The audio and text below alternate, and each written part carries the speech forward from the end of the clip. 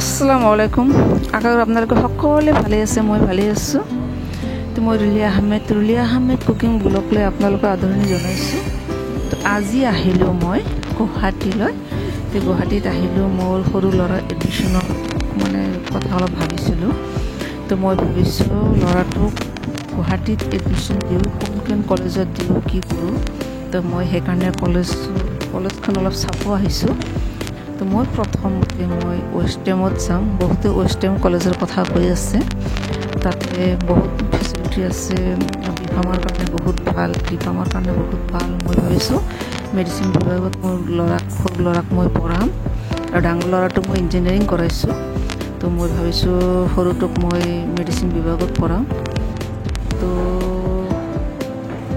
এতিয়া আমি আহি পালোঁ পল্টন বজাৰ।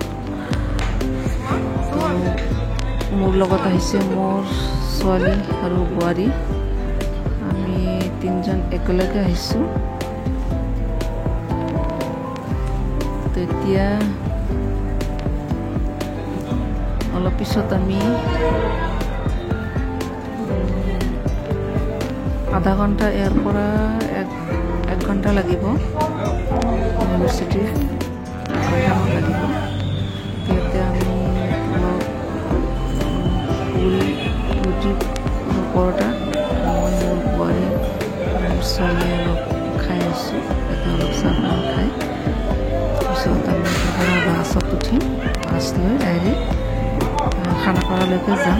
আৰু মই ইমান চিনি নাপাওঁ, মই প্ৰথমবাৰ আহিছোঁ ৱেষ্টেমত, মই যোৱা নাই, প্ৰথমবাৰ আহিছোঁ। কোনো অসুবিধা নাই।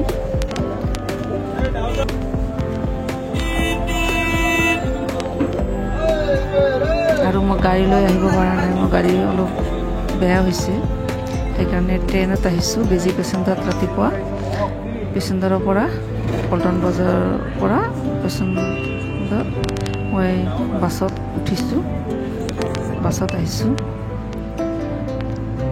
তো আধা ঘণ্টা পিছত ইউনিভাৰ্চিটি পাম।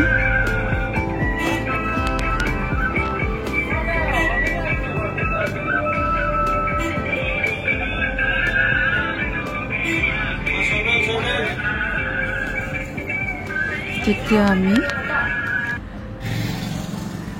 ৱেষ্টেম যিখন ইউনিভাৰ্চিটি এইখন আমি আহি পালোঁ।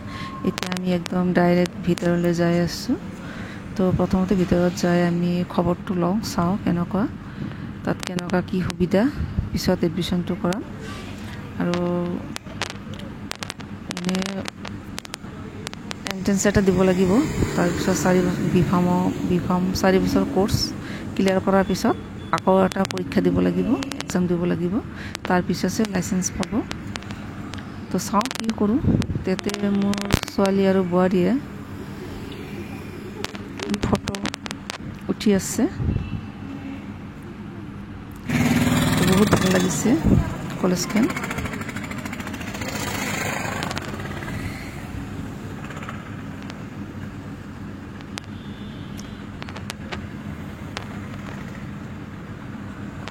ভিডিঅ'টো প্ৰথমবাৰ শেষলৈকে চাব, ভাল লাগিলে লাইক এটা কৰিব, আৰু আমাৰ চেনেলটো যদি নতুনকৈ আহিছে ছাবস্ক্ৰাইব কৰি ল'ব, কাষত এটা বেলটো প্ৰেছ কৰি অন কৰিব। আল্লাহ হাফিজ।